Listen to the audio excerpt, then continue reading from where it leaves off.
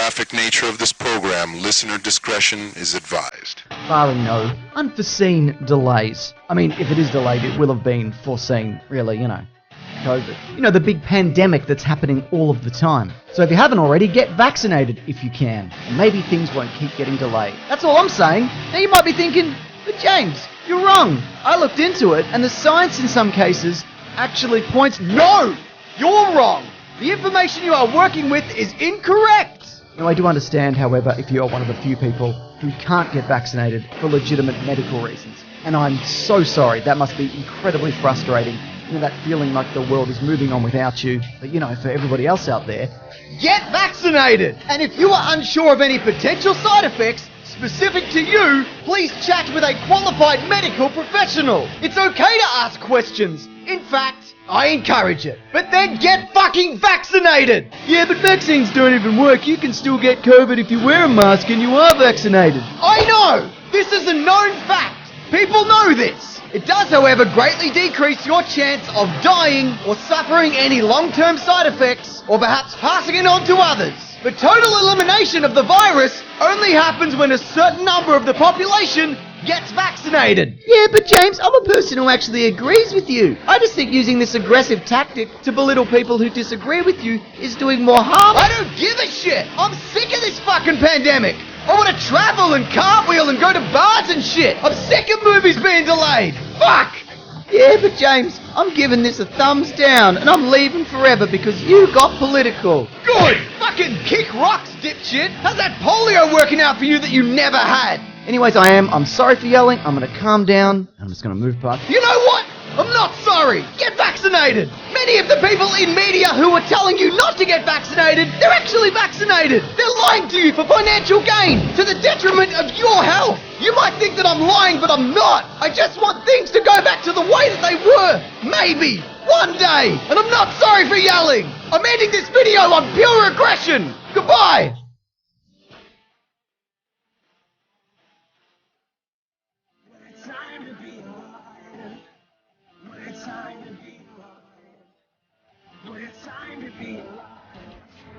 Such a waste of time. Stay the fuck at home! Your podcast will fan. It's just a coincidence that you were talking about the Jack and Triumph show and I'm here. Thank you so much for having me on your podcast.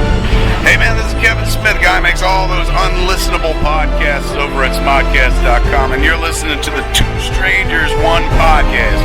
This is podcasting. You're listening to Two Strangers, One Podcast. Subscribe to us on iTunes or on the Stitcher app for Android devices. Please visit twostrangersonepodcast.net. Now, here's Chris Cologne and Paul Pasquillo. Well, hello and welcome to Two Strangers, One Podcast. I'm Chris. I'm Paul. And, Paul, it's 2021 went out with a real fucking rough bang, man. The end of 2021, I mean, just the last episode, and once again, December was kind of rough for everybody. So, of course, to our audience and fans, we apologize for taking long in between episodes, but we'll definitely explain what happened since then. But with, the last episode, R.I.P. Dad, like that, and little did we know that when that episode came out, it would hit a little too more close to home after that. So I don't know if you want to, I kind of asked if you wanted to talk about it. I mean, I maybe I should be more traumatized about my father dying, but I don't know. I was more prepared for it, I guess, is what people need to know, and that's kind of why I haven't really reacted in more of a different way, I guess, because. My father, you have to keep in perspective. My father had type 2 diabetes. He didn't really have leukemia per se, but they caught it way before it became active. So he had that. Every once in a while he would have cellulitis. So, and for those that don't know, the cellulitis is not a good thing.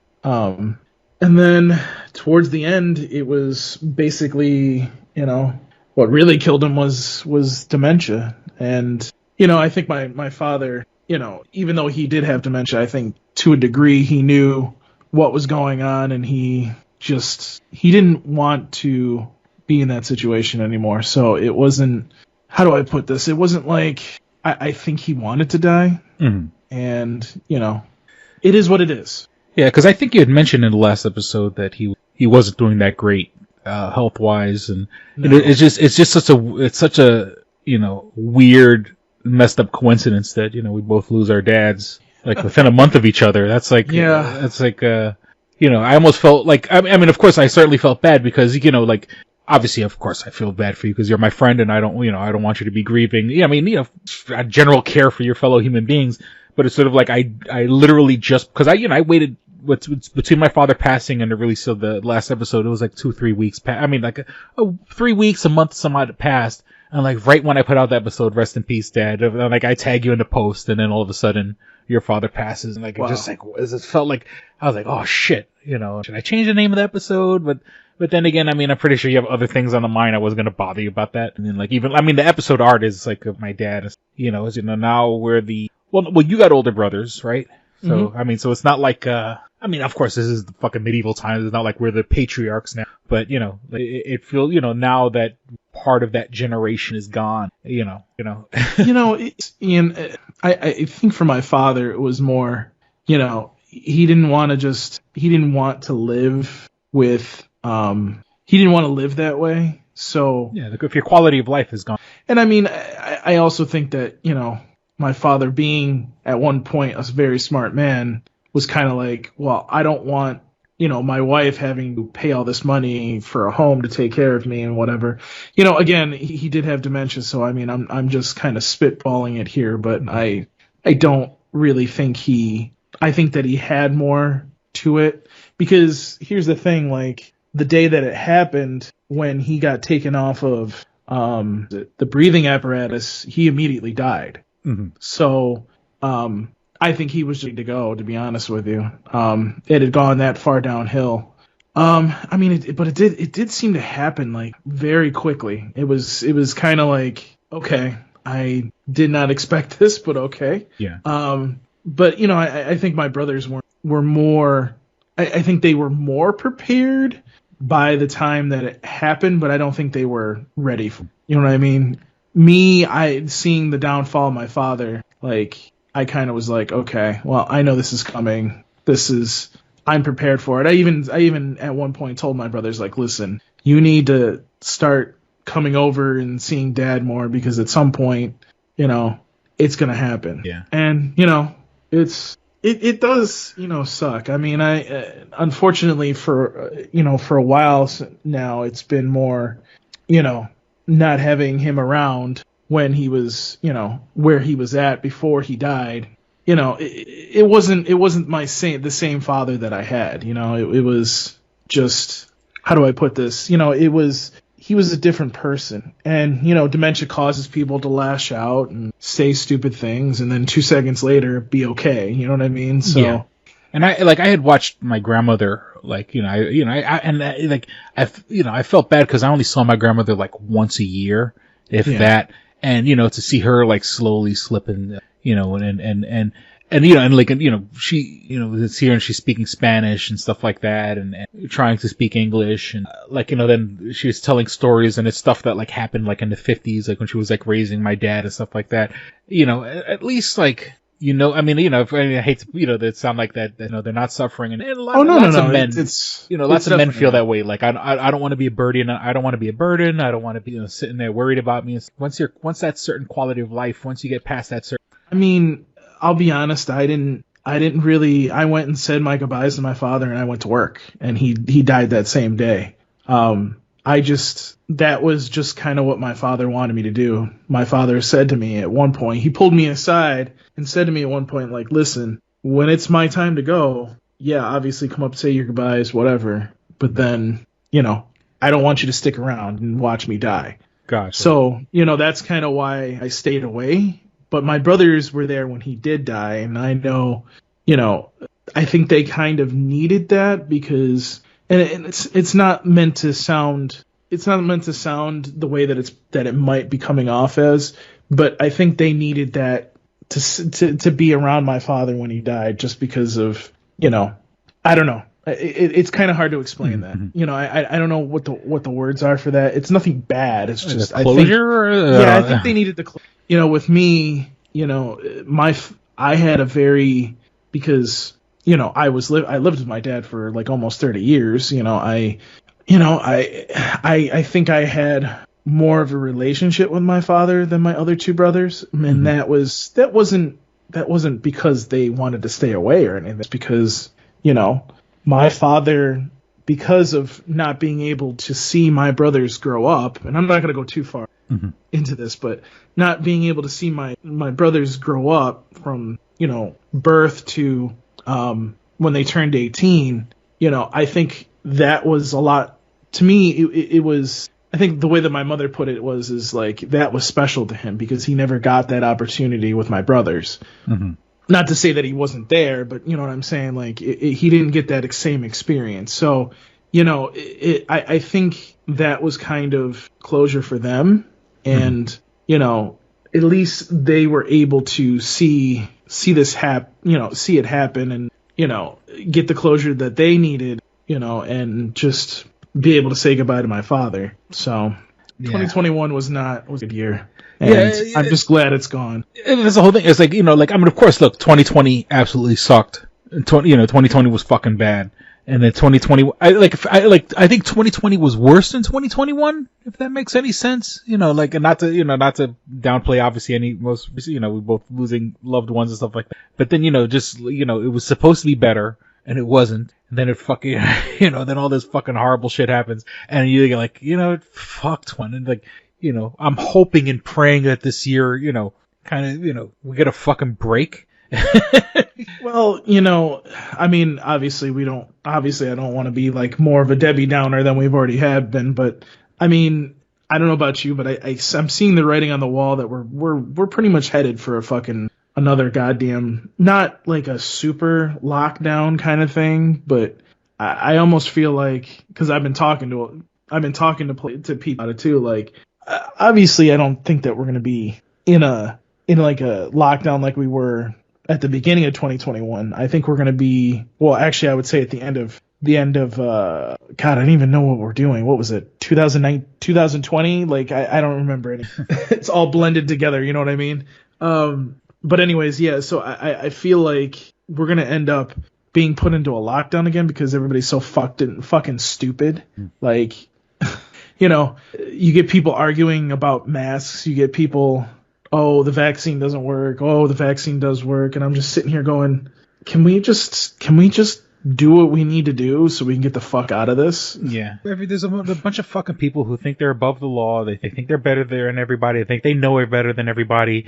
They think it's not going to fucking affect them. And and that's the reason why we have all these fucking variants. Want to fucking follow along and just, and it's so fucking frustrating because it's like, now I had a buddy of mine, someone who I hang out with, someone I spend time with, fucking come down with COVID. And like, and that shit scared the shit out of me because like, when he found out on Wednesday because someone in his job got someone with his job came up testing positive, and then he then he got tested and he came up positive. And mind you, like, I hung out with him on Sunday, I hung out with him the Friday before, and so like I was like, oh shit, I spent fucking hours in this guy's house, and like that Friday night we had actually hung out. And I'm like, I've been around this fuck. And like, luckily, like I just got, and that was a couple weeks, and I just got tested, and this, but for the podcast, I went for a sleep study in the hospital because, I have my sleep apnea, which, I had to go and sleep in the hospital for the night so they could do all these tests on me and shit. And, luckily, as of last week, I got, before you go to the hospital, you have to get tested. So luckily, as of right now, I'm negative. And, but, I've been, of course, I didn't know my friend had, my friend didn't know, one of his fucking coworkers had it and gave it, they had a shutdown where they were working for a couple of days and kind of sort things out. And that's the whole thing is like, you're like, okay, I could trust my circle. And then again, even then your circle, but I was trying to do everything I can. And mind you, my buddy is totally vaxxed and boosted. And I guess that he's asymptomatic, but he does have it. And it just like, and now obviously, and he understands like, it's not exactly like we're hanging out anymore. And, well, it's one of those things where, again, I don't want to get into some kind of debate because people are like, oh, they have their one side or they have their other. But I hate when people go, oh, the vaccine just just makes your symptoms less. I'm like, yes, that's what vaccines do. They either stop it from happening or they lessen your symptom. Oh, and by the way, the most important thing is you don't die from it. That's why you get the vaccine. Like, I was having a debate with one of my brothers the other day about it, and I'm just like it was all over about because these dumb fucking football players like Cole Beasley on the Buffalo Bills, I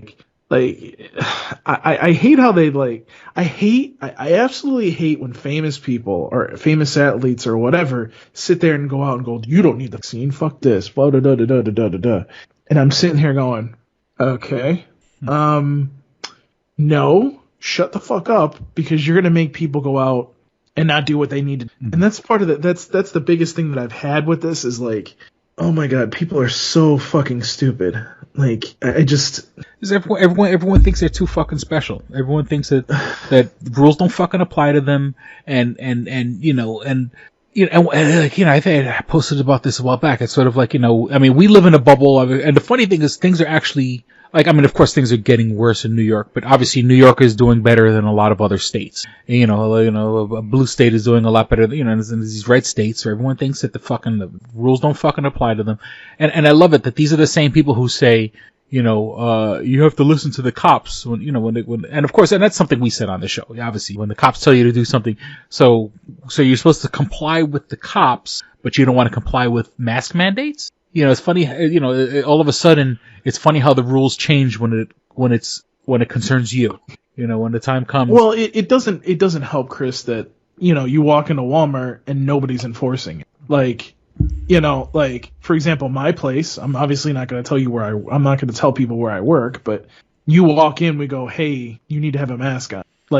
If you don't have a mask on, you can't come into our place, period. Also, we have capacity. So, and which is the reason why it makes me think that there's going to be something coming down the pipe where, there's going to be capacity limits. And if it gets even worse than that, even worse than what it is now, we may end up having not like a major lockdown, but like a lockdown of, okay, do you really need to go to the movie theater? Do you really need to go to the performing arts center? Do you really need to go to your sports game? No, these are shut down. That's going to happen, dude. It's going to happen because people don't fucking do what they need to do. And it's a long winter. Winter lasts until sometimes the end of March. Yeah, for us, yeah. We still have snow on April 1st. Yeah, no, and then sometimes it goes into April. So, it just, to me, I'm just sitting here going, just do what you need to do. Stop being fucking stupid. Do what you need to do, and let's move on. Because the quicker that you do it, the quicker we can move on from this shit. And nobody needs to wear a mask. Nobody needs to go. Well, I'm sure the COVID vaccine will be something that's going to be like the flu vaccine and be whatever. The tetanus shot, you know what I mean? It's going to be something that we're probably going to have to get. We're going to have to get used to living, and it bothered. I mean, look, and I'll be honest with you, I have no problem wearing a mask for the rest of but that's just me. And that's one of the things, I've said too, is if you think about it, one of the things that I think would be is when you go to the doctor's office, all doctor's offices from now on require you to have a mask on. Because how many times have you fucking gone into a goddamn doctor's office or urgent care or wherever, and you got fucking people sitting there coughing up a goddamn lung? Dude, first of all, go on the other side of the fucking room and stay the fuck away from me. Second of all, wear a goddamn mask. Because they were already starting to kind of do that before. If you remember, before before COVID even happened, they were telling people, hey, you got to wear a mask if you're sick. So why not just require it on? You know what I mean? You go into a hospital, put a fucking mask on. Yeah. I'm sorry, but you want to stop yourself from getting sick, wear goddamn masks. It's the same thing where people sit there and they go, well, masks don't do anything. Oh, really? So why do doctors wear? Yeah.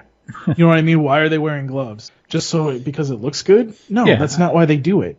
That's the whole reason why they scrub themselves down for an hour to get all the germs off of them, and then they put gloves on and masks and shit so they don't get sick. Yeah. Why do they do that? They do that because they don't want to get any shit from you. So, that's another thing I don't like. as well on top of that is this fucking, all these fucking politics and people bitching and whatever. Like, can we stop now? Trump is no longer in office. Can we stop with the whining about everything? Like, yeah. Oh my God. It's sort of, I mean, that's the whole thing is that, with him being in office, it sort of activated a bunch of people who got reinvigorated to start being assholes again. Like, we were making progress in this country. Well, they are assholes. They were probably assholes before. But yeah, I mean, it let them be a little more vocal, and they feel like, we're going to bring things back to the way they used, and it's sort of like, and here we are, we're recording this. I mean, technically it's the 4th, but I don't know when we're actually going to release it, but when I get a chance to edit when and Chris stuff like gets that. We're technically a day or two away from the fucking anniversary of the insurrection, which worries me of I don't think, and this is going to sound crazy, they're not stupid enough to do anything on the act, but then again, what if they're bold enough? I mean, they were bold enough to do it in the first place, and now they've learned from their lessons from the last time and not, sharing videos of themselves doing stuff and, maybe, or people actually wearing masks, but not masks for safety, masks to protect their identity, doing shit like storming the Capitol. And I kind of wanted to throw this funny story out there. It's funny now because after everything that happened, I had mentioned before on anyone's podcast, my dad was a Trump supporter, and we butted heads about it. So as a goof, last year I ordered, you go and you see those, wish.com. I ordered my dad a Trump ring. A ring with Trump's head. Now, of course, I'm certainly not supporting Trump. And it was sort of a gag gift for my dad to laugh at and stuff like that. And it's sort of like, okay, obviously we have issues, but, no animosity or whatever. And, so I ordered and I had ordered it, and where it was, of course, it was coming from China. And it didn't get China. Of course, it didn't get to me by Christmas. Now, mind you, I ordered it like late November. And I was thinking, okay, it'll take about a month to get to me. And of course, things being the way they were, I didn't get it. I think by the time I got it and sent it to my dad, I swear to God, January 6th, that morning, my dad had texted me, I got your gift and it's pretty funny, or, he like, ha ha ha. I forgot exactly how he put it, but it's like, I got your gift and I really like it or whatever. And it was, the fucking bogus China, made in China Trump ring. But that same fucking day was the resurrection. And I'll always, on top of everything else that happened, that, which coincidentally, and I'm pretty sure, Puerto Rican that are hardcore Catholic, January the 6th is what they call Little Christmas, the Feast of the Three Kings. Once again, I'm not a religious person, but for those people that follow that stuff, the story goes that, the three kings who gave gifts, weren't there exactly when Jesus was born. They showed up like 2 weeks later, which is, allegedly January the 6th. So Puerto Ricans or people that are deeply Catholic, they'll celebrate Little Christmas, which is January the 6th. So and it's so funny that, I sent my dad, by the time my dad got the gift, he didn't get it on Christmas, he got it on Little Christmas. But it was just it was so weird that my dad had texted, and he had texted me that he got it, and, and it was very lighthearted or whatever. And I think that was exactly the same time where, as soon as he sent a text to me, on social media, that was right when the insurrection was starting to blow up, and people were like, what the fuck's going to the Capitol? I'm all over Twitter and all over those times in your lives, because I know when I've been to your house, you keep it on the news channels. I'll be honest with you, I actually haven't been watching CNN. Oh, okay. The last couple times we hung out. it's not just because I've been off, but it's also because and I don't know if I really want to get into it, but everything that happened with Chris Cuomo, I'm done with watching CNN, because I feel like what they did to him was kind of unfair. People can have their own thoughts. You don't, if you're going to fire a guy. Don't sit there and be like, oh, now that there's something else, we're going to fire you. Yeah, that was a whole situation in itself. And I was just like, I'm not dealing with that. I was just, yeah, I'm done with that, honestly. I mean, I'll watch it every once in a while now, but I'm gonna be canceling my satellite subscription and shit, because I'm just tired of the hypocrisy. Dude's gonna make a shit ton of money because he can sue them, and they're gonna have to pay out his contract probably, so he'll win in the end. And then I think his brother actually, if I read that correctly today on my beautiful iPhone 13, mind you, not that I'm throwing that out there. By the way, iPhone 13, wonderful, beautiful. Takes such great pictures of my son. Anyways, I want to say that I think I saw something come across that Andrew Cuomo got off, or like they chose not to prosecute him for that forcible touching or whatever it was. Mm-hmm. Which makes me laugh because it's just like, okay, so why were you putting up such a big thing about it? Yeah. You know what I mean? Yeah. I can't. I honestly can't comment on it because I wasn't following it, so I have nothing to add to that. But no, it's nothing. I mean, it's nothing now. I mean, that was one of the things of 2021. Like, dude became too much of a fucking distraction. Yeah. Here it is. Cuomo not to be prosecuted in the executive mansion groping accusation, says Albany DA. So, yeah, I mean, again, I'm kind of just sitting here going, it was one of those years where it was, can we just move on? I mean, in somewhat related news, I mean, I should be back to work. Fuck you. I should be back to work at my old job soon. Me and my boss are in communication and stuff like. It's funny how I still refer to him as my boss, even though I technically haven't worked with him for like almost, in April will be 2 years. But he assures me that things are working in the right direction, and I should be. I mean, it'd be great. And it should be working by, before the end of the month. And, which couldn't come at a fucking, better time because, my car is broke down yet again. And, my car is in a thing called crawl mode. And it took me a while to figure it out because, I was having issues and like my check engine light, it didn't come on. Well, should I say it came on, but it was blinking. I'm like, what the fuck is this? So my check engine light was coming on.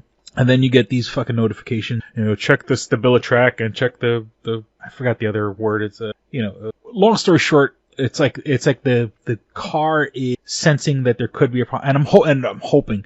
Now, mind you, I thought it was the valve. I went and I bought a valve online and I replaced the valve myself. And then I thought, then I'm watching this other video online and it's spark plugs. So I bought spark plugs and I gapped them and I did all the shit I had to do and I changed my spark plugs. Still had the problem fucking issue. And now my car is officially in this thing called crawl mode, which means that it won't drive more than 40 miles an hour. And even when it does drive at 40 miles an hour, the fucking thing shakes like it's terrifying. And like you're racing your RPMs at like 2,000, 3,000, 4,000, just to get up to the 40 miles per hour, which is fucking terrifying. You're pressing the gas and the car just won't go. So it's in this thing called crawl mode. And so, expecting, I'm trying to beg, borrow, and steal so I can fucking get my car back up and running until, work, or at the very least I can say like, look, can I borrow money until until I get back to work and I'll pay you back as soon as, so I'm out of commission. I'm not working. My car's not working. And so I'm in a pretty fucked position. So I do need to get back to work as soon as fucking possible.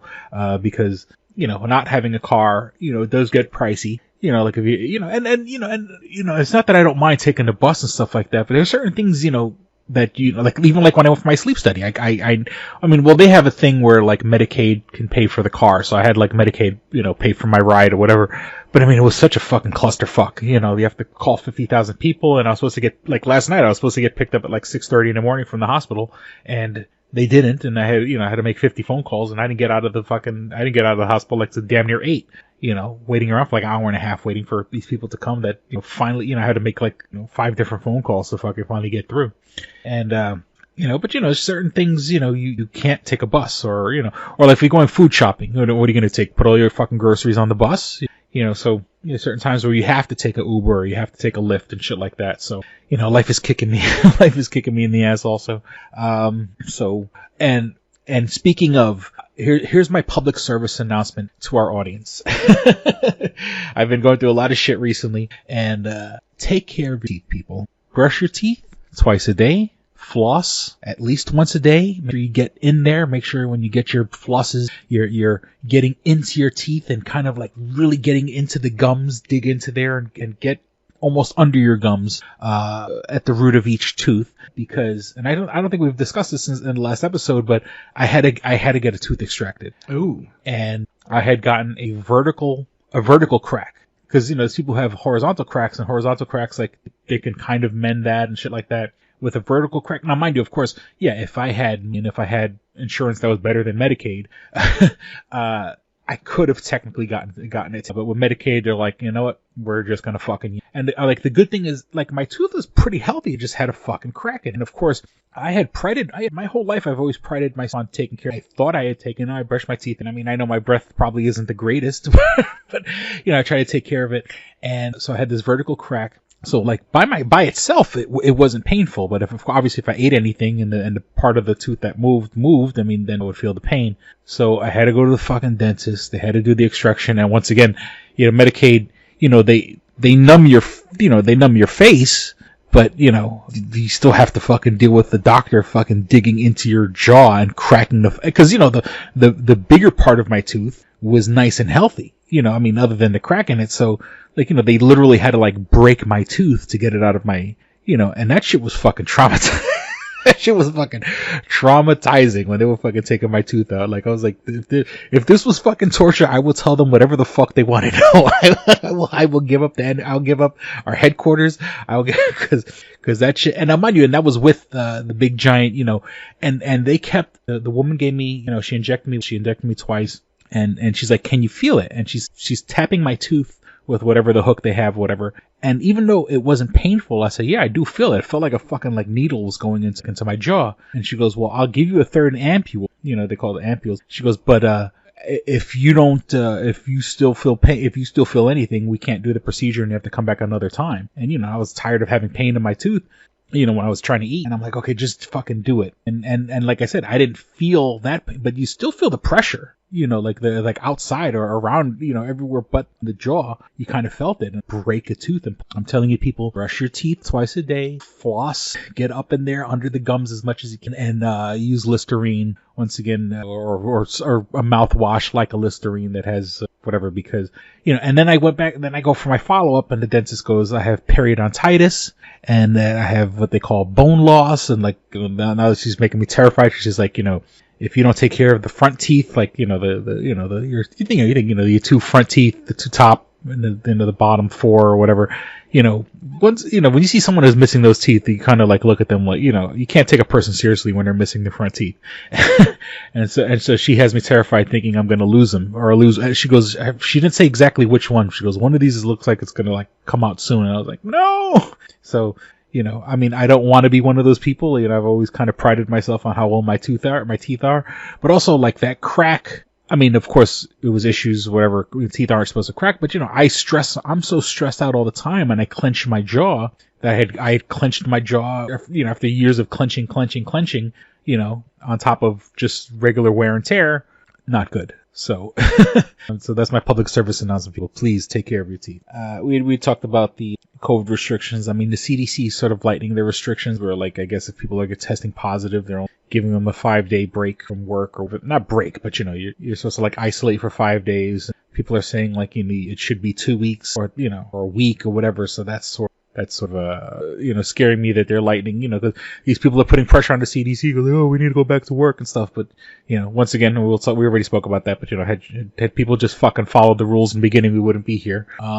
Okay, what else? Christmas Day, driving on Christmas Day, when my car was still working before it finally went into crawl mode. It was just weird. Like, people, along with everything else, like everything actually was shut down on Christmas Day. It was really fucking freaky. The only places open were like Chinese restaurants and, what was the other place?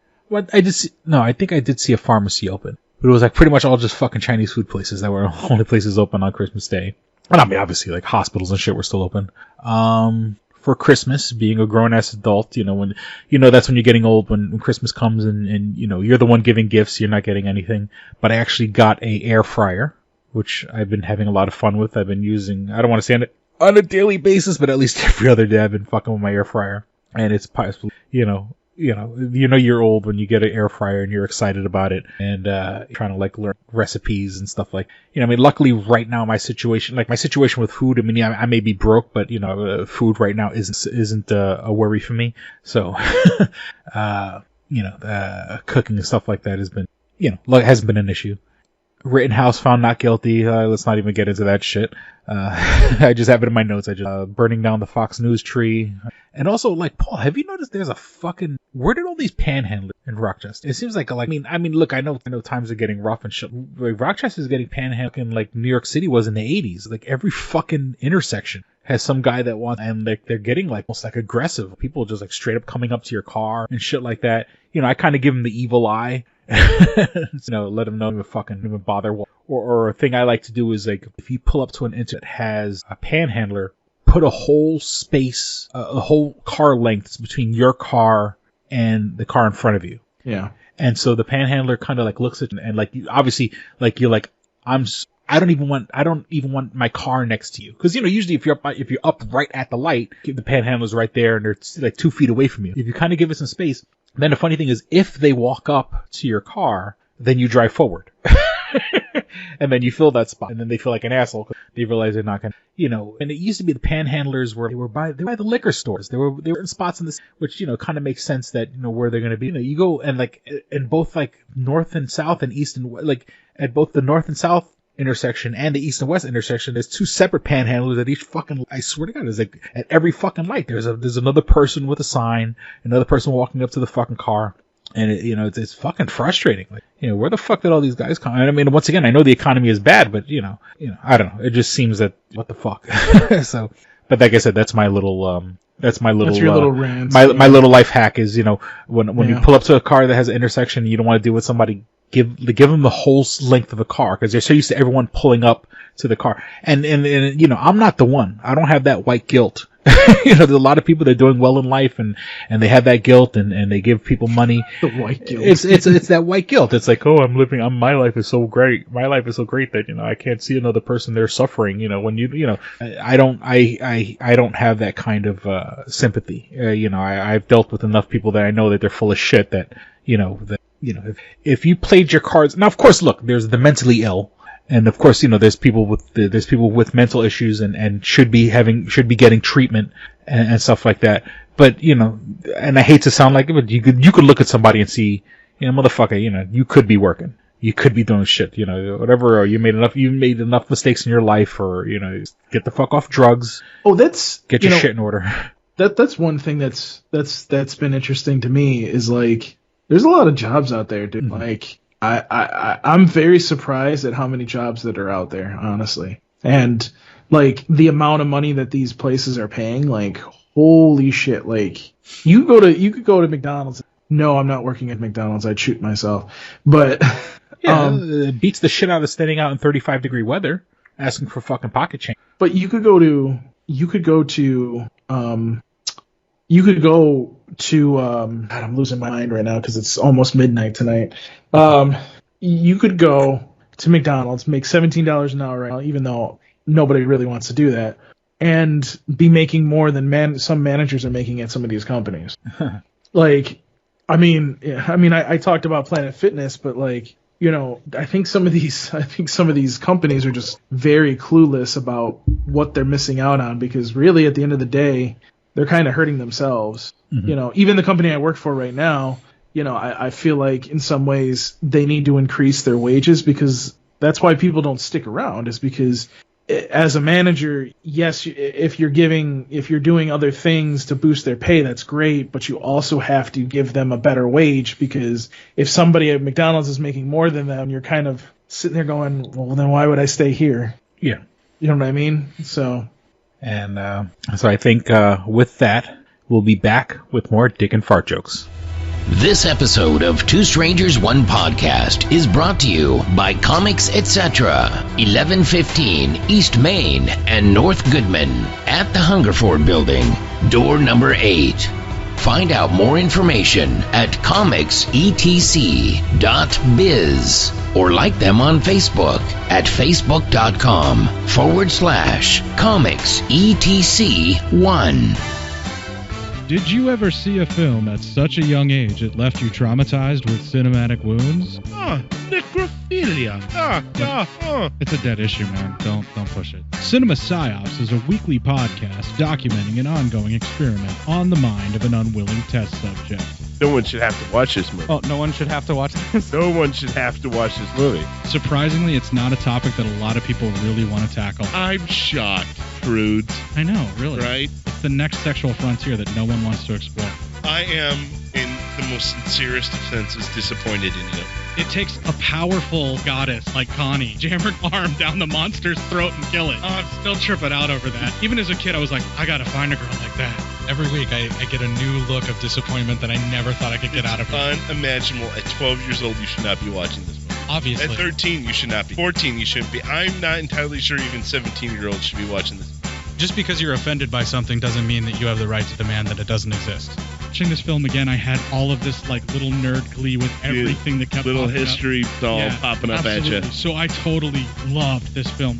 Hey, I know why you couldn't see that. It's because your brain's warped from watching this shit at 12 years old. Yeah, this is a rough movie. I told you ahead of time when we were getting ready to do it that it was going to be a rough How could you watch one. this shit at 12? Because physical wounds heal, cinematic ones don't. Listen to Cinema Psyops.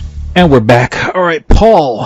Second half of the show, the nerdy news, and not that I have a ton of nerdy news. We have big giant, earth-moving, earth-shattering changes and stuff that we love. And of course, anyone who's been following the show for years knows that obviously we are both Spider-Man fans, and we've had this conversation a million times when it comes to Spider-Man and which ones of our favorite movies and stuff like that. But I mean, and spoiler, we are going to be talking about Spider-Man No Way Home, so if you haven't seen it yet, what the fuck is wrong with you? I mean, the movie's only made $1 billion, so if you haven't seen it yet, you're not a fan. You would have made time to see it. Or there's people like me that just don't want to support certain movie theaters right at the moment. I mean, I guess, look, okay, where we're talking about pandemic, there are people who may look, I don't want to go to them. It's not essential and stuff like that. And it was weird because I did go opening day. And of course, I didn't go to the one that you don't want me to go to. I had actually, I had went to the one that you used to give me shit about going to. And not anymore.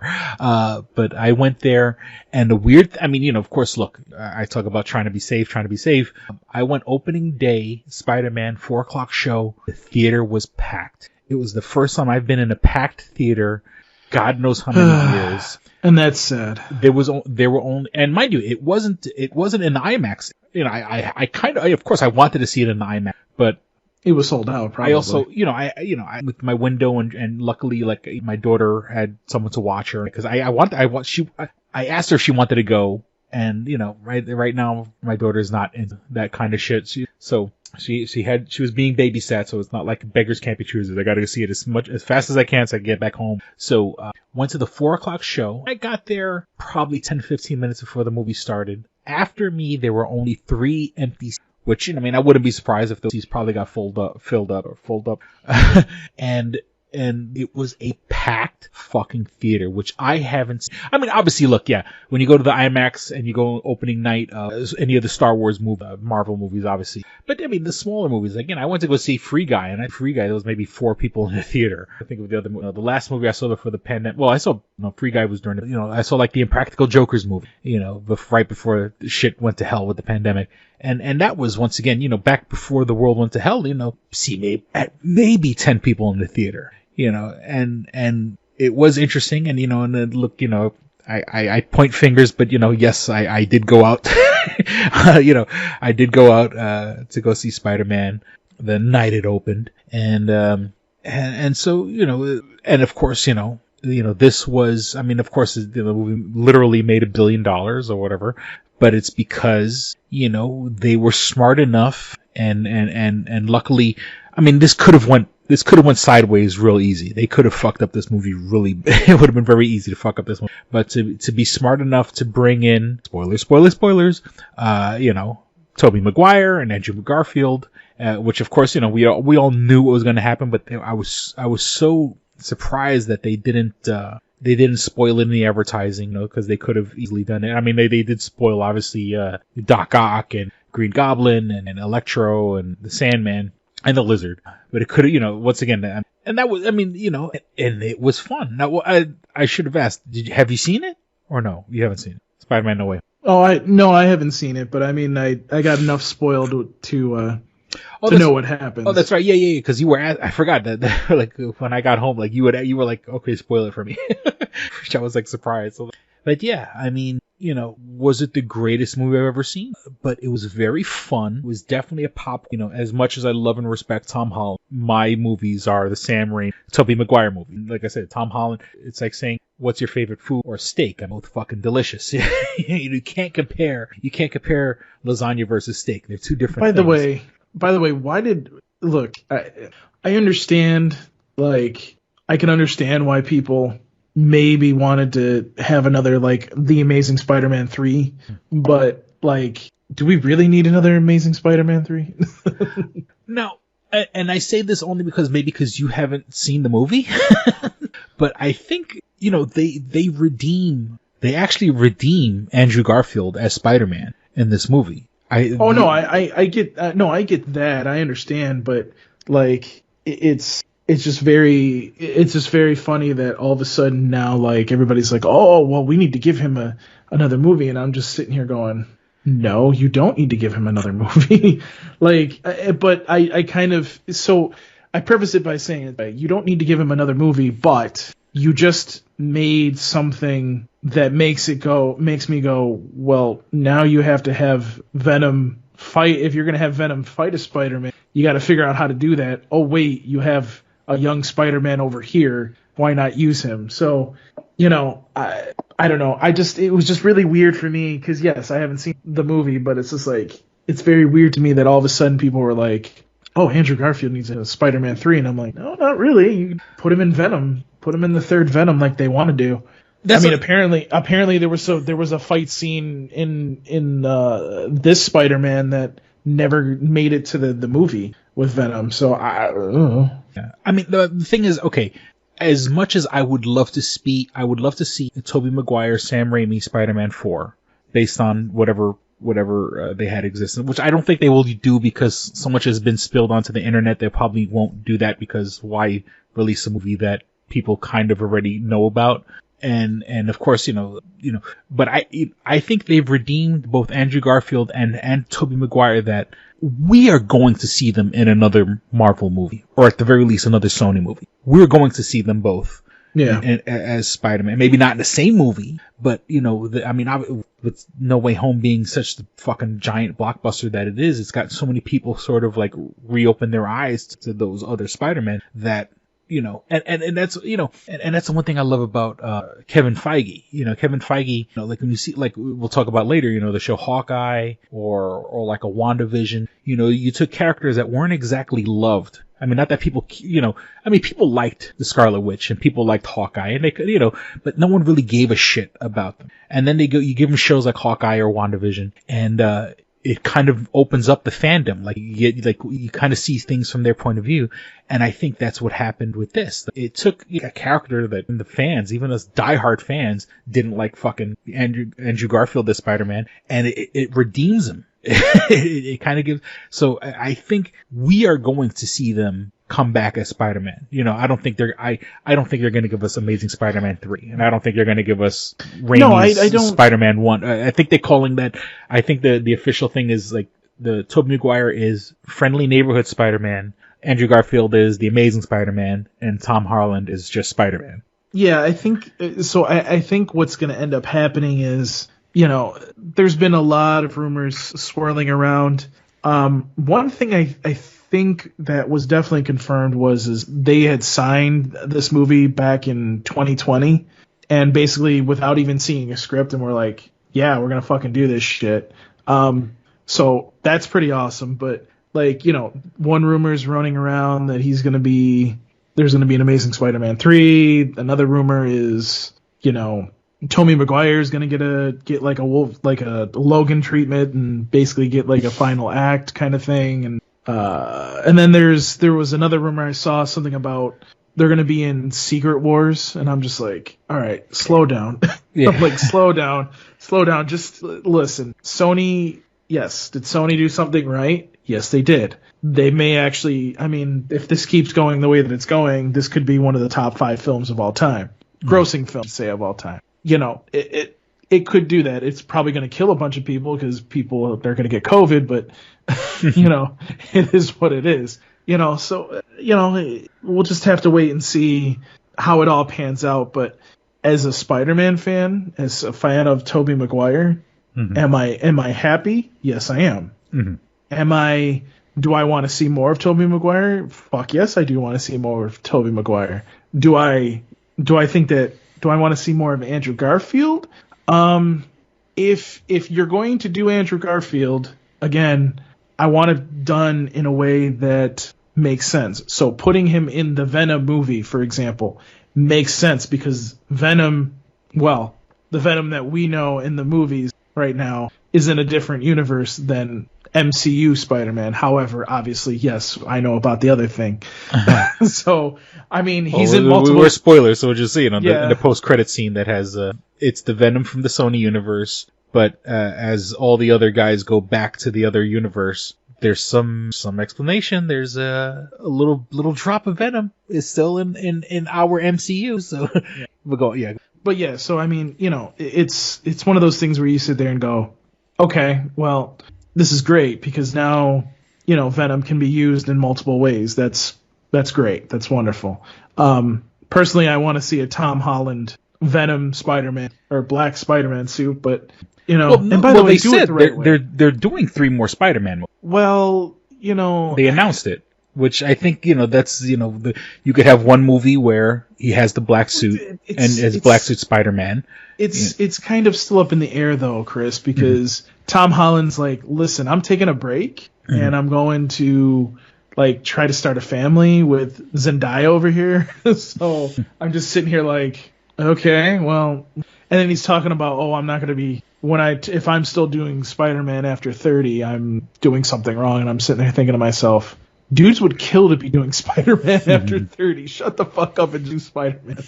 So, you know, it's always funny to me because there's two superheroes that sell a lot of fucking things. It's Spider-Man and Batman. So if you're not doing fucking Spider-Man and Batman, you're fucking losing out on.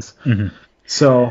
And allow me to throw this one thing out there. You know, Kevin Feige's playing 4D chess here.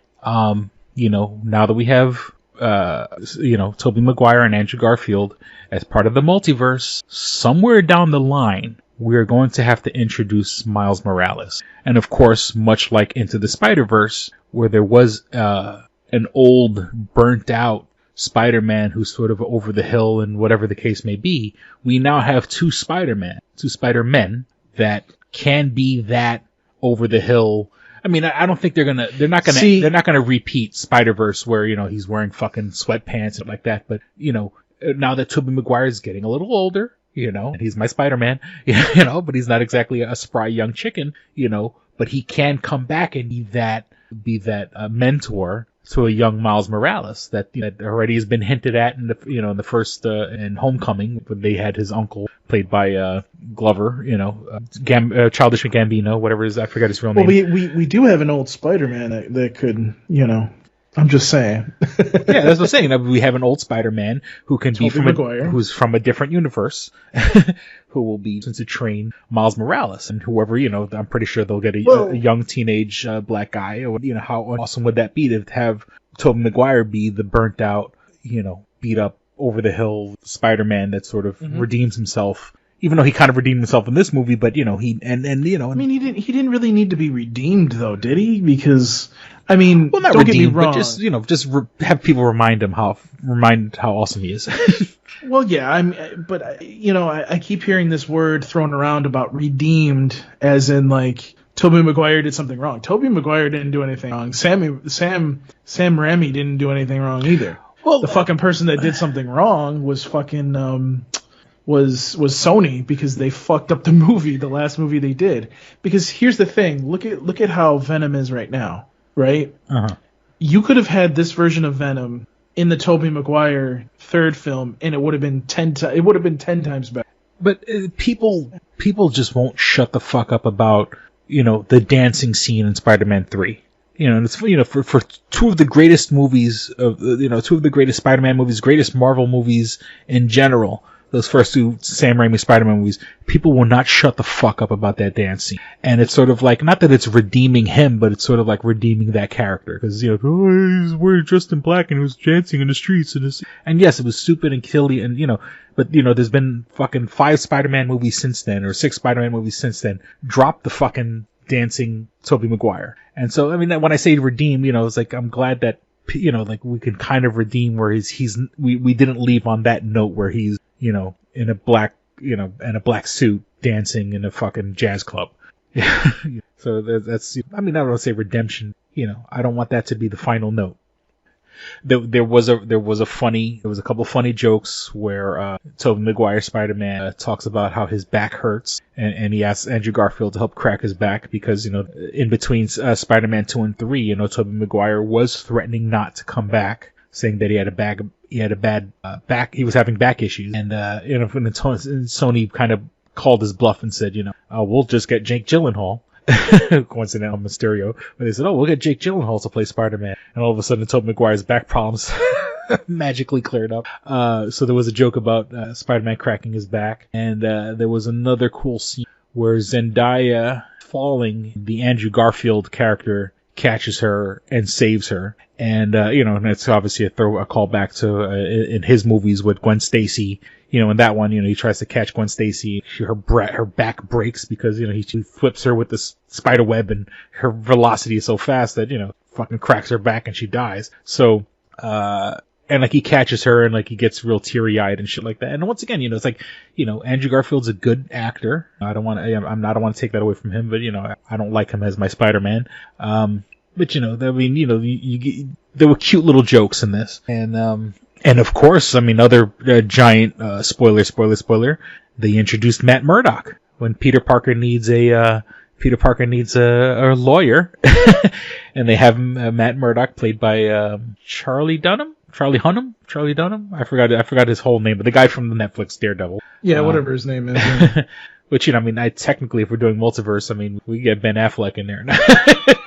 But I don't think we'll ever see that. But and I think Ben Affleck has like gone on record said he doesn't want to do any fucking super. But that's a whole other. But we get the Charlie whatever. We get the Netflix Daredevil in there, which once again I think they will explain it as maybe a different universe. Oh no, because Netflix. The Netflix shows. I don't know where they sit with the MC. They were supposed to be connected with, but they never really were. Like they like it seems like once they came out, they sort of kind of went, and the same thing with Agents of S.H.I.E.L.D. They put out these shows that I think they were supposed to. You could kind of just write it off that like the Netflix show was just Daredevil, but another or whatever the case. And also with that, speaking of Daredevil, the return of Kingpin and the Hawkeye show. Yep. Vincent D'Onofrio came out. It's what I probably should have said spoilers about that also, but Vincent D'Onofrio coming back, reprising his, they can't get Michael Clark Duncan. So we're talking about multiverse. But Vincent D'Onofrio coming back as the Kingpin in Daredevil. He was really only in one episode. He was like the second to last episode, they have him in a picture and like, ooh, you get all excited. And of course, we knew he was going to be in that last episode. And of course he did a great performance. That last episode of Hawkeye was it was an hour long when all the other episodes were like 35 minutes. And, but once again, if you look at him, it's obviously it's the same actor, but he's playing Kingpin a little bit different. So once again, I think they may write off the Netflix shows as they're, the same actors, but the same way like, J. Jonah Jameson and like the J. Jonah Jameson from the Sam Raimi movies had hair and everything like that, and now in No Way Home and in the Tom Holland trilogy, J. Jonah Jameson is bald. So it's sort of like it's the same actor but from a different universe. So they look the same but different, if that makes any sense. And of course Hawkeye, that came to an end. I forgot how many episodes. I want to say 8 episodes, 6 episodes. 8 episodes, and really fun. Lighthearted, introducing the Haley Steinfeld's character, Steinfeld, as, I guess the new Hawkeye, or, they're slowly putting together the young Avengers. So, they're bringing her, then the villain of the show is, Echo, which they already, like earlier this year, they had announced that she's gonna get her own show. She's a villain, but she's one of those villains that you kind of understand why she's a villain. So it's like she's bad, but she's not really bad, but she's deaf and she's a fighter. And so it's sort of like, it kind of reminds me of like a Daredevil, like a superhero with a disability, but just makes their other abilities stronger or whatever the case. So Hawkeye was pretty fucking. And then let me see what else we got here. And then technically, and this will probably be my last MCU bit. if Tobey Maguire is in the MCU now, if the Tobey Maguire, that character is now in our MCU, that makes the 2002 Spider-Man officially the first. Oh, you saw that meme. You did, didn't you? It makes it, technically makes it the first MCU movie. Which, I think, Sony may say no, but fuck it, it's canon. That's the first, until, eventually, they're gonna address Blade and shit like that, which, I don't think they'll ever bring back Wesley Snipes. But, once again, if we have a multiverse, or if we have a Secret Wars, or if we have some sort of multiverse of madness, technically, Wesley Snipes before, and the X-Men. So, if that's the case, then Blade will be the first MCU. Okay. So, unless you have anything else about that, Matrix Resurrections, I wanted to enjoy it. I watched it twice to see if maybe I was missing something. And I watched a bunch of videos online, and I've listened to a couple podcasts, and people how it's like a meta commentary on how the Matrix films sort of affected pop culture, and how everything's a reboot now, and the movie itself is a reboot, and it's kind of goofing on reboots. That's how you control people now, is by giving them nostalgia, because nostalgia will shut them up.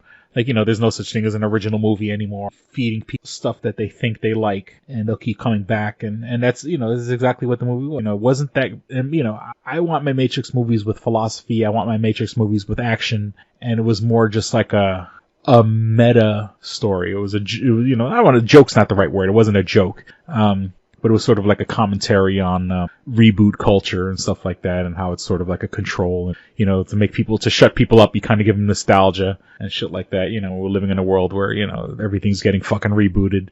It wasn't bad. It wasn't what I wanted it to be, and I guess that's my fault that it wasn't what I wanted it to be. But a lot of people kind of saying the same thing. And it's sort of it certainly doesn't super connect with the other movies, other than, the other movies sort of established the world, but it doesn't feel like any of the other movies. It feels like its own thing. But then again, the cynical part of me is saying it's a fucking reboot. It's a soft reboot. It's the same way The Force Awakens was a soft reboot on Star Wars. It's sort of it's setting up a new trilogy. It's setting up a new bunch of movies that are probably planned to come out after it. Not that I want to be cynical about it. I wanted to enjoy it. I watched it twice. The first Matrix movie I can watch a million times. The first Matrix movie, and I've easily seen the first Matrix movie 50 times at least, the past 20 years. This one, not so much. I'm not exactly going to revisit it. If it's on streaming, it's on streaming, but I generally, I'm not going to go, oh, let's watch Matrix Resurrections. The only reason I watch it is if, we're watching all the movies or something, if you're with, another fan, and you're going to rewatch all the Matrix movies just for shits and giggles. Okay, what else we have? Book of Boba Fett just came out on Disney Plus.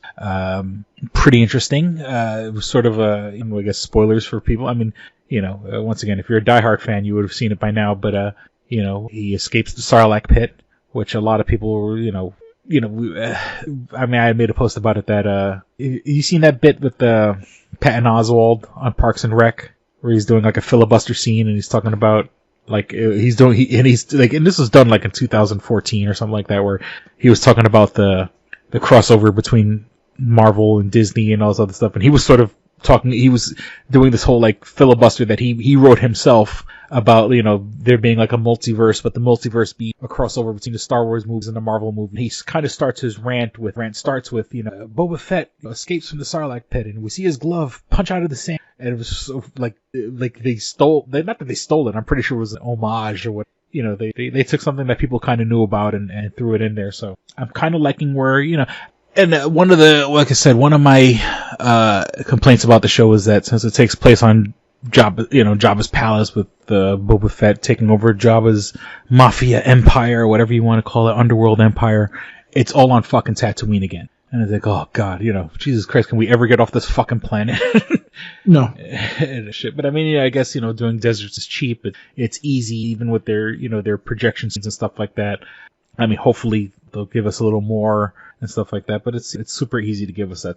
But I am digging it. I very much enjoyed it. Some people didn't. I don't know. I like The Mandalorian, and this seems pretty good, and I'm kind of curious what they're going to do with it. But Tenemora Morrison, and it's sort of, he's an older guy and stuff like that, and, because, since between the prequels and now, it being like 20 years and stuff like that, he's gotten older, but then again, the characters, all the clone troopers, would have been 20 years older, or him being the first clone or whatever, so he would be older. So it's sort of like, here's a guy who's sort of like trying to redeem himself, even though he's older and sort of beat up and stuff.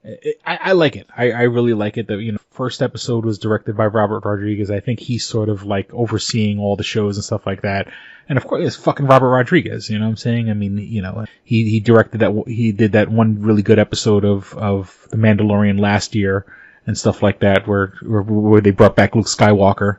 And so I'm like, I'm excited for it. And the first episode was pretty good in my opinion. And Don't Look Up, the movie about people who there's a comet, a planet killer comet, a comet headed towards Earth. These two scientists find it. They try to tell people, hey, there's a fucking comet coming to Earth that's going to kill us all. And all these people who deny science are saying, oh, it's not coming, or they're just, they're blowing it out of proportion, and it's not as serious as you think.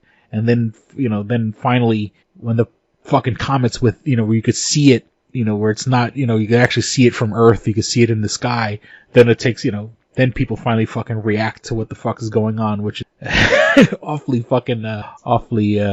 reminiscent of people who, deny science today and deny, COVID and the effects of COVID or climate change in general.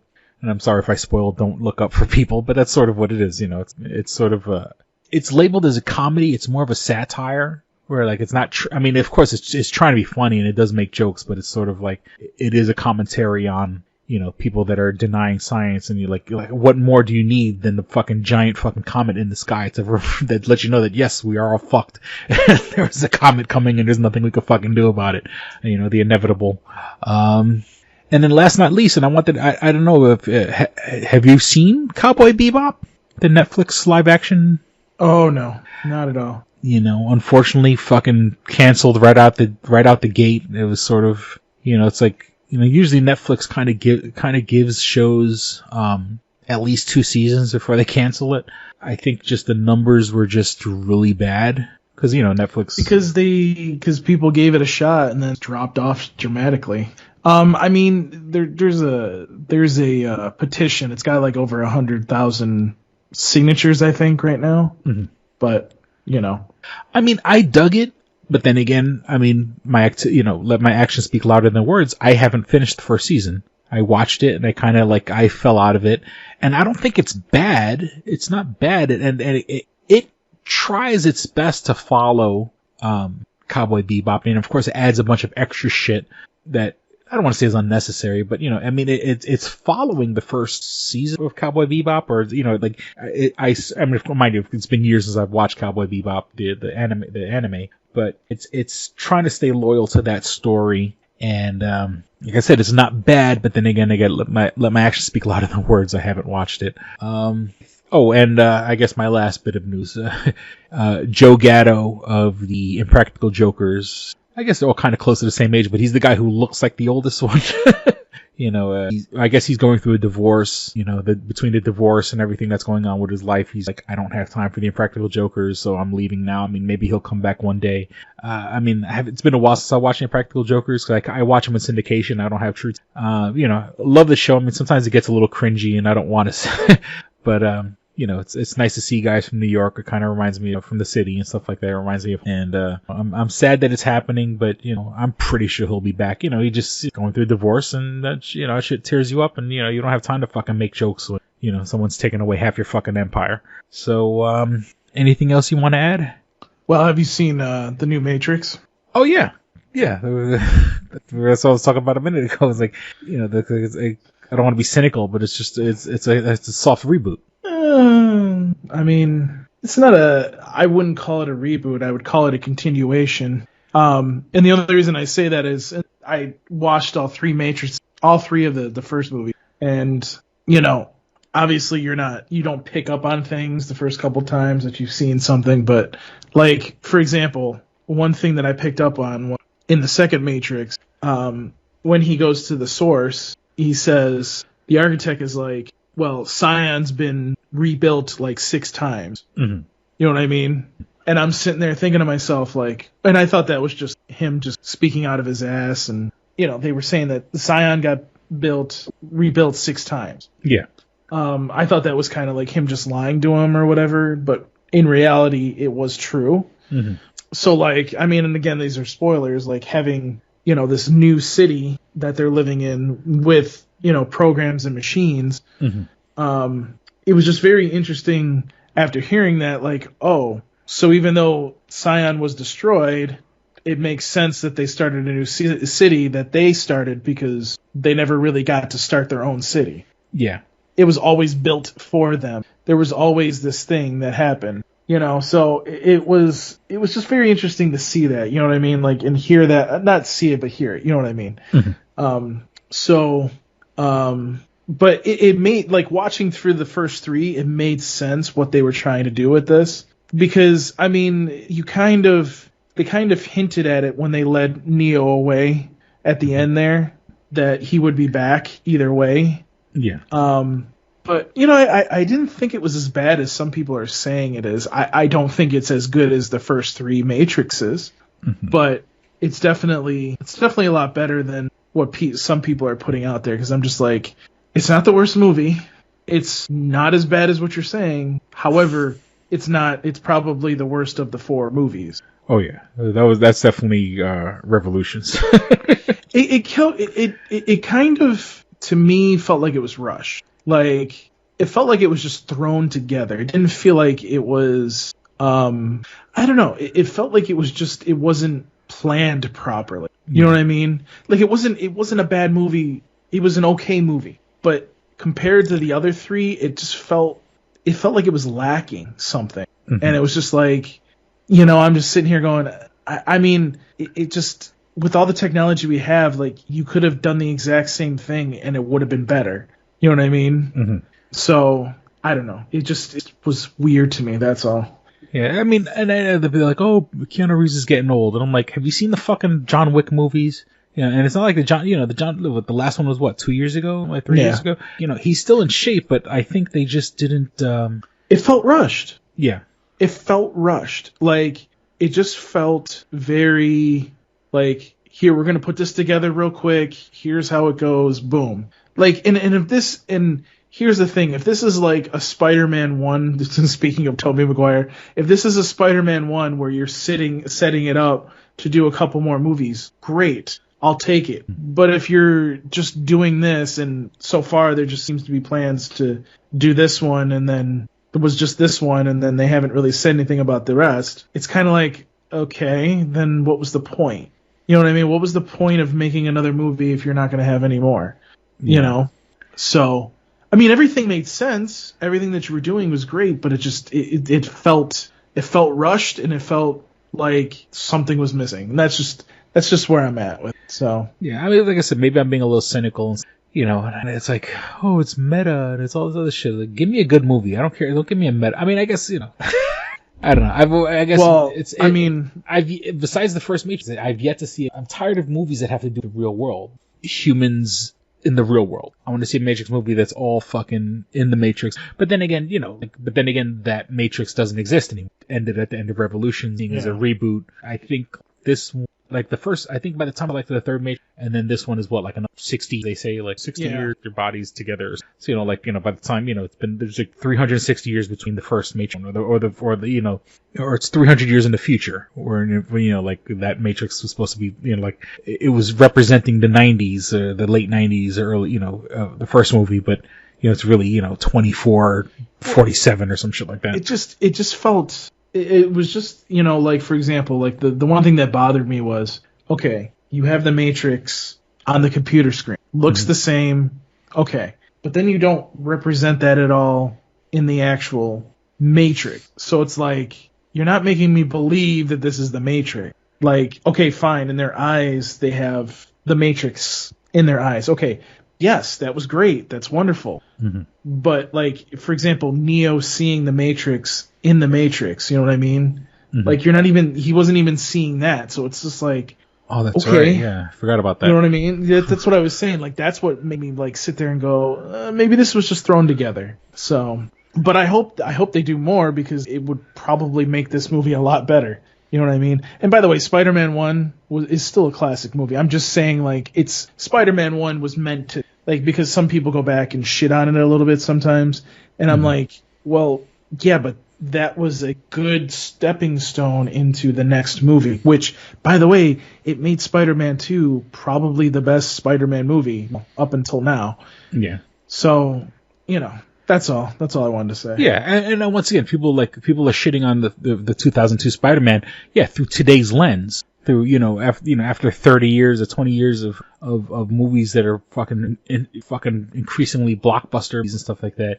Yeah, of course anything from 20 years ago is going to look corny in comparison, because we've had so much growth and stuff. So, and like I said, it's not a bad movie. I don't see myself rushing to like watch it again. I watched it twice just to say like, okay, maybe I missed some things in the first viewing, so I'll watch it again to kind of, I'll watch it again to see if I, catch anything. But once again, I don't see myself coming back to the, unless I'm watching all the movies at once. They're like, okay, we're going to watch all the Matrix movies. Well, I mean, I only see it happening if they make more, honestly. But maybe they'll Kevin Feige it, and they'll make a movie that makes you want to go back and rewatch this one.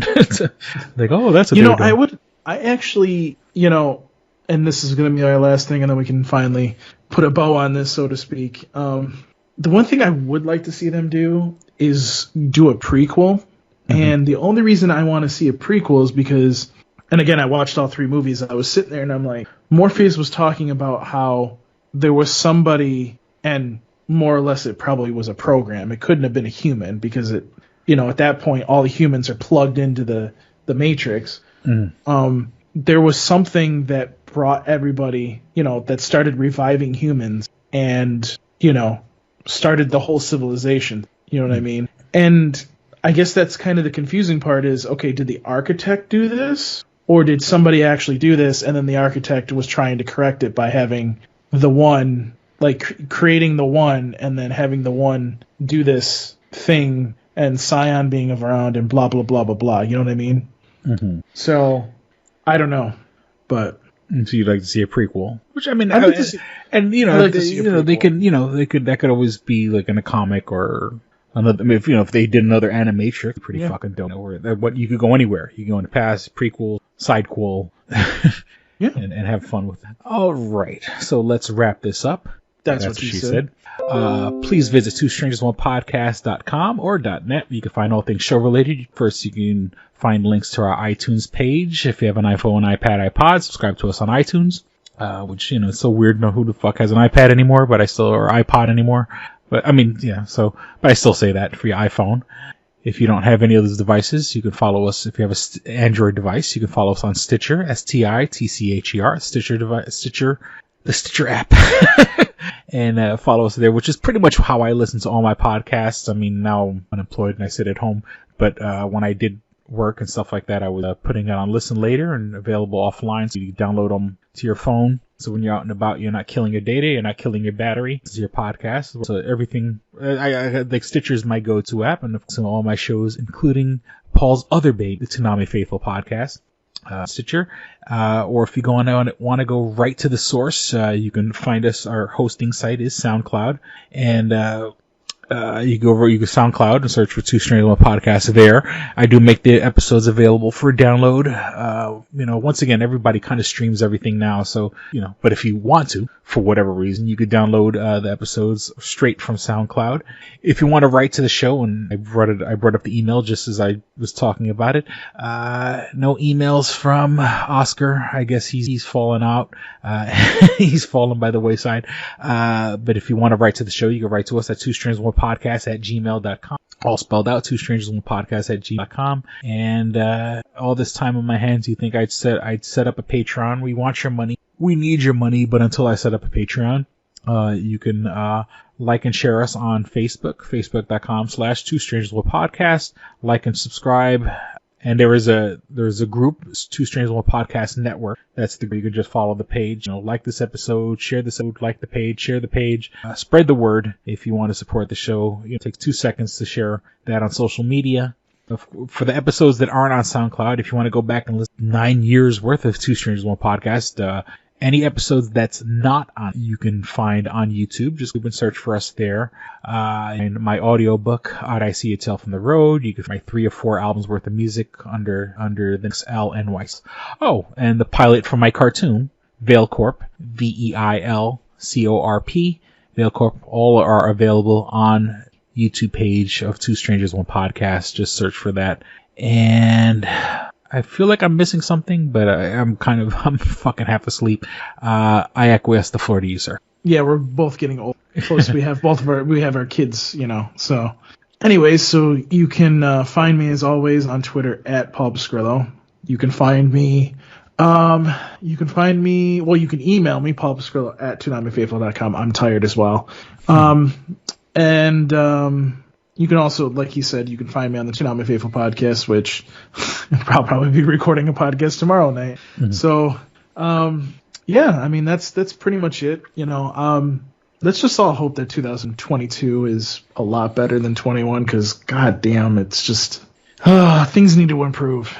Yeah, and I certainly want to welcome the new listeners. I know we had a couple of new listeners from the last episode because people reaching out on social media and stuff like that, and give a big giant thank you to all our constant listeners, the people who've been there for a long time and who consistently listen to the show. I thank all you guys. I welcome all the new guys, and I know sometimes not every, we're not as consistent as we should be, but life fucking happens, and we put out as episodes as often as we can, and I really want to thank everybody who's been there for the long run. And I welcome the new people for their participation in this long run. Well, we certainly hope you guys enjoyed listening and had as much fun as we did recording. I mean, maybe not fun, as we're talking about the tragedy in our life. But we certainly hope you guys enjoyed listening and had as much fun as. Thank you for listening to Two Strangers One Podcast. I'm Chris. I'm Paul. Don't be a stranger. Peace. Bye. Who should be vapping? That's why I have an iPhone. All right, here we go, man. Go ahead. You want to read Double Jackpot. What is it? It is a self-published book by Christopher Cologne. Chris Cologne? Smells good to me. But look at her. That broke that fucking cold little exterior. He's like, hee. But it is spelled Colon. Him punny. But Double Jackpot is a book about a comic book artist, Eric, who is in a loveless relationship with a materialistic I feel you, Eric. Lynette. Oh, fucking. Are you sure I didn't write this? Sounds hauntingly familiar. He starts cheating on his girlfriend with a more creatively supportive woman, Nadia. Well, I gotta meet her. Where's the Nadia? There's your summer girlfriend. Summer Nadia is Nadia. Nadia? Yeah, I think Nadia is spelled with an A. All right. Both Lynette and Nadia play the double jackpot, the largest payout in lotto history, much like the recent Powerball. Both girls play his birth date as the winning numbers. Eric is now stuck between two of the country's richest women. Who will he choose? It's not that simple. This is a clever fucking idea, man. Is. Look at her, fucking. She's impressed. I am. She got some summer reading. Christopher Cologne smells real lovely with an original idea. This is. I've never heard this before. I haven't either. This is a self-published book, much in the indie spirit as Kev's Clerks. Oh, you don't even need to name check me. This is just a good idea. You could stand on your own, man. You don't even have to be like, hey, remember Clerks? This is nothing like that. This is way more original than Clerks. This is a good idea, man. Why didn't I think of this? I need something to read. This book is part of the Comic Books, Heavy Metal, Video Games Trilogy Book 2. Odd I See, A Tale from the Road, coming soon. Right on, man. It's part of a trilogy. This is the first part. Way to write, man. He's seeking a literary agent. Motherfuckers, anybody out there? There ain't no literary agents listening to this show, I assure you, sure. Sure. I assure you, sure. But somebody know a literary agent? Hook a motherfucker up!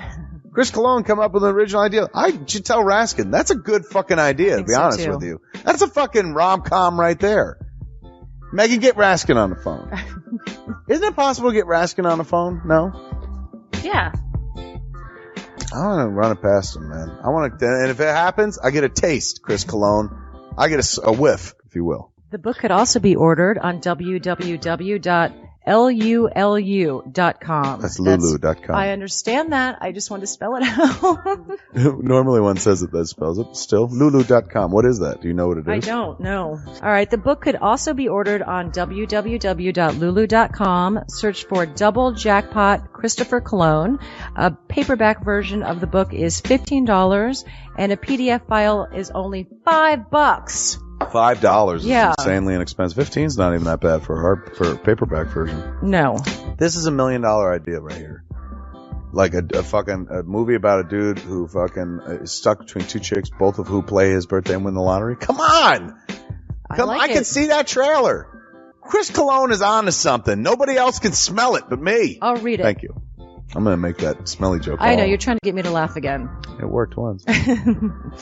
Double Jackpot is a self-published book by Chris Cologne, man. It's the first book in his comic books, heavy metal, video games trilogy. Book 2, Odd I See, A Tale from the Road, should be coming out soon. Get all the information at Chris Cologne, like a motherfucker. I will his totally book, read this. Double Jackpot. I'm serious. I'm going to recommend that to fucking Raskin. How is that not a movie?